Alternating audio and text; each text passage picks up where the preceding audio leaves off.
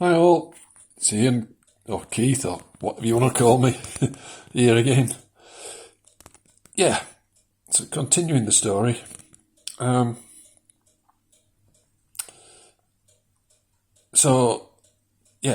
tests are getting a point pretty quick. It's you go to the hospital, local hospital.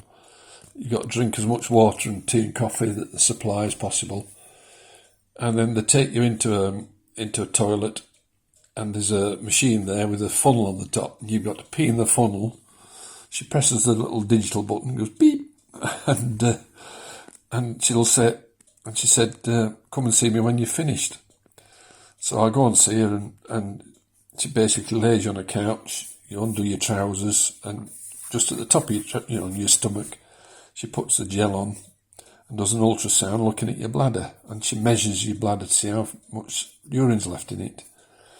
And you do that twice. So you go back, drink some more, go back to tell her that you're ready, and you go again, and then she goes back, scans you again, and then that's it, you go home.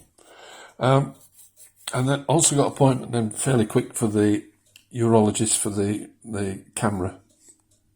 So you turn up appointed, you get undressed, get the gown on, you've got no clothes on under the gown. You go and lay on a bed, and then basically the guy puts a little bit of numbing cream, numbing gel up the end of your tube, and then he inserts the camera. It's not uncomfortable, but it's just, you can feel it, but it's not painful or anything. And you can watch it on the screen, so you see it's like going up a tunnel. And then he reaches the prostate, and normally it's like looking at the end of a balloon that's been tied, where it's a dot in the centre with creases radiating around. But on mine, it wasn't a dot. Sorry about the clock. It's 11 o'clock. It wasn't a dot. It was a semicircle, and he says, "There you are. You can see the pressure's pushing on one side, and it's you can see the pressure." So what they do then is that they have some sort of bulb or something that pushes water in, and as they push water into your bladder, they push the camera up, so it opens the hole up and allows the camera to go through, so they don't force it in. So you immediately feel like you want to pee because you feel the fluid go into your bladder. And it goes in with the camera, and then it can move the camera all around, and it can look back down on itself. And so it inspects all the bladder wall, and making sure there's no cancers or anything there. And then it looks back down on itself, and it's like looking into the top of a volcano with this camera cable coming out the top of the volcano. And it says, "There you are, you can see the prostate pushing up onto your bladder." And it was interesting. He then took the camera out, and he says, "Everything looks okay." He says, "We'll give you some what they call it now, finasteride." He says, which is a medication to control your testosterone or reduce your testosterone, which will help stop your prostate from swelling. So, oh great, yeah. So he says, "I'll notify your GP and just get in touch with them and get them to issue the prescription." Which a few days later I contacted him, and sure enough got the finasteride, and away you go. Now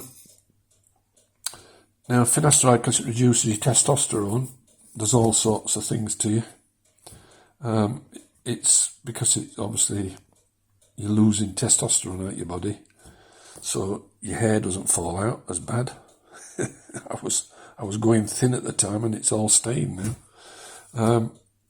You get obviously some problems down below. Your libido reduces. But generally, I mean, it worked. And when I say it worked, it improved slightly. Now, bearing in mind, 2018 and then 2019 April was my next scheduled blood test. The thing I forgot to tell you was that normally with PSA, the GP should monitor it every year at your annual blood tests. So I think I went back for the following blood tests the year after, had my MOT, and she said everything looks fine. But the thing I didn't do is I didn't ask what's the PSA number. I said I don't think they did it. But of course then what happens is that COVID hits, and literally, GPs is off limits. And it remained off limits until last year, 2023 April, was the first year since COVID that I had a request to go in and have my annual MOT.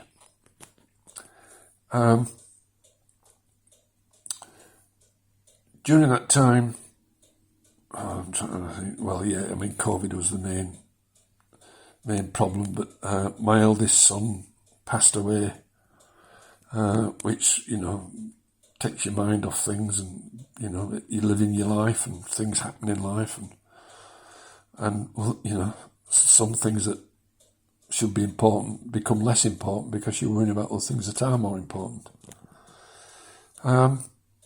So effectively, I would say for about 3 years I was feeling pretty okay, I was peeing. I wasn't very good. I probably, a couple of times a night I'd still wake up, have to go to the toilet. So about 18 months ago, it was probably 3 or 4 months before, round about Christmas 22, 23. I started thinking that finasteride isn't working as good.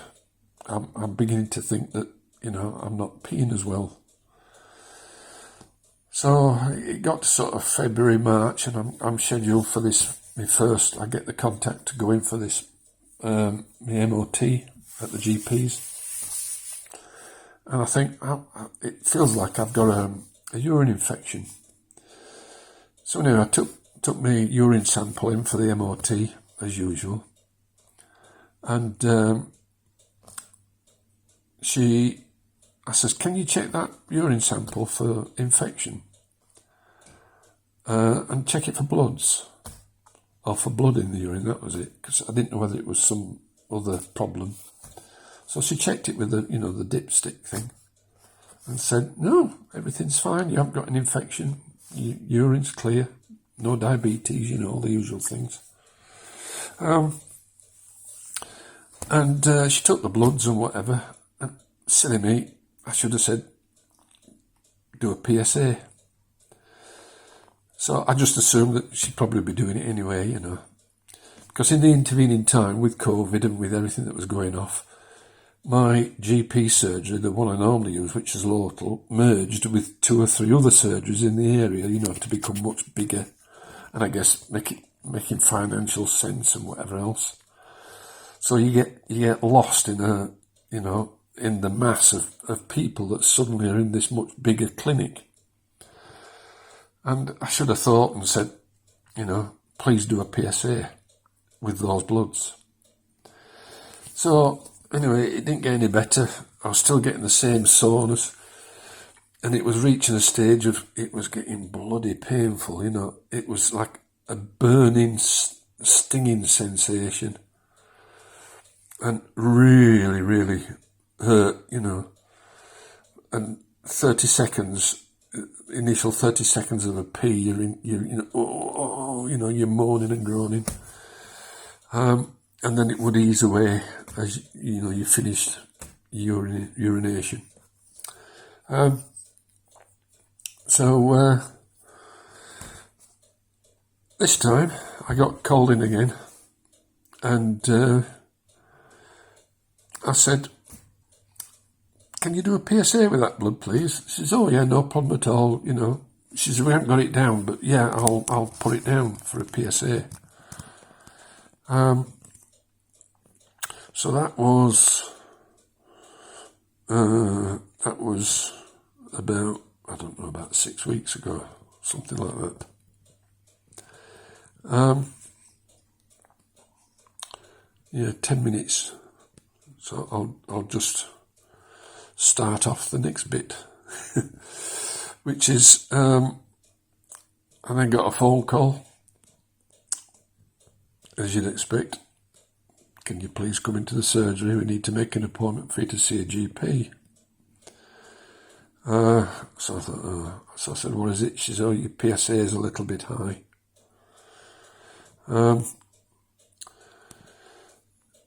So went in to see the GP, and she says, yeah, you know, your PSA is reading 7.9. Now, at this stage, what I didn't know, and it's stupid because I know I had read it and I was aware, but I didn't put the two together, that when you take finasteride,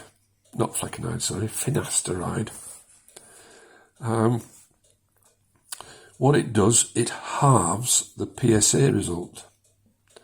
So when they get the PSA result, you should double it. And that's very important. So effectively, I was getting a reading of 15.8. So, because I'm thinking, oh, it's 7.9. She's telling me it's, you know, your limit is about 5. Something, oh, it's only a couple above. So I said to the doctor, the GP, I said, look, I've been through all this 4 or 5 years ago. I said, you know, I had the camera and, you know, the DREs and whatever. So they didn't find nothing. They said it's smooth. So she says, well, let me do a DRE. So she, again, DRE, you know, digital thingy. And she says, yeah, it all feels good, you know, it's smooth, no, doesn't feel any problems. So I says, well, no, you know, I don't really want to be going through all that rigmarole again, having to travel, you know, 70-mile round trips and things to see consultants. I said, is it bloody necessary? You know, so she, in fairness to doctors, she read all notes out to all the advisory notes, the NHS things on the screen, you know, saying that if you're this age and that, then you should do this and that, you know. She says, well, it's saying that you should. So I said, well, you know, I'm not really bothered. So she said, well, I'll tell you what. She says, I'll put a call into the urologist consultant at Truro. She says, no, I'll get back to you. So I said, all right, yeah, that sounds like a plan. But when she was reading all this stuff, basically she said about lower back pain. She said, have you got any lower back pain? So I said, well, I'm tall. I always get lower back pain, you know. She says, well, it's a sign that you may have a developing problem. Or a sign of cancer. She says, and what are your emotions like? She says, are you having problems with diarrhea and things? I said, no, not really. I said, you know, nothing unusual. So anyway, I got the phone call. Now, after that, I was sort of thinking for a few days, waiting for her to phone me back. And I was thinking, a bit stupid really, I should go. You know, it better be safe than sorry. What on earth was I saying, you know? Why was I saying that? And I don't know really. Anyway, she phoned me up, said, I've spoken to your urologist, and yes, you definitely need to go in and see the urologist. So, I'll stop there. It's nearly 15 minutes up. So there weren't many laughs in that one. Unless you can laugh at DREs. Yeah, so yeah, doing these is in a way slightly therapeutic. It helps me to process it all in my brain, what's going off and, you know, what's happened, what's happening. And obviously I'll keep you dangling on the string as to what's happening and where, what's happened and whatever else. So, you don't know any conclusions yet. It's to keep you interested to read the next chapter. So, subscribe, like, I remembered to say the like this time, and notification, hit the bell, ding ding. Oh, I'm sad. Anyway, hopefully you're enjoying these, and hopefully it's a help to you. If you're going through, what I've been through, and or you're worrying about things and you're watching this, then hopefully it's helpful. That's the whole purpose. Yeah, right. I'll do another one and post it at some point in the not too distant, because there's still a fair bit to tell you. See you later. Bye.